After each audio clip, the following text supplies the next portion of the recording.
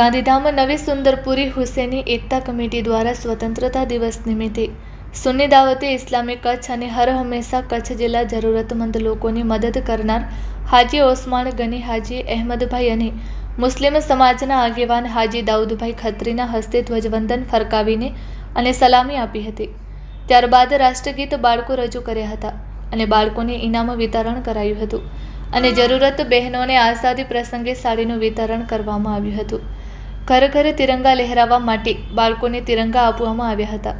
આ પ્રસંગે હાજી ઓસમાણ ગની, ગાંધીધામ શહેર કોંગ્રેસના પ્રમુખ ભરતભાઈ ગુપ્તા, ગાંધીધામ શહેર ભાજપ લઘુમતી સેલના પ્રમુખ હાજી દાઉદભાઈ ખત્રી, શહેર મહિલા કોંગ્રેસના પ્રમુખ ઉમાબેન સેની, ઉપપ્રમુખ બેલાબેન જોશી, ચૂંટાયેલા પ્રતિનિધિઓ સાજીદભાઈ કકલ, મનીષાબેન વણકર, રમેશભાઈ પ્રજાપતિ, કચ્છ જિલ્લા મહિલા કોંગ્રેસના મહામંત્રી જુમાબેન મહેશ્વરી, ગાંધીધામ શહેર કોંગ્રેસ ઉપપ્રમુખ સબીરભાઈ કુરેશી, મહામંત્રી બાબુભાઈ આહિર, ગાંધીધામ શહેર કોંગ્રેસ અનુસૂચિત જાતિના પ્રમુખ વાલજીભાઈ બડિયા, હાજી ઈસાભાઈ માંજોઠી,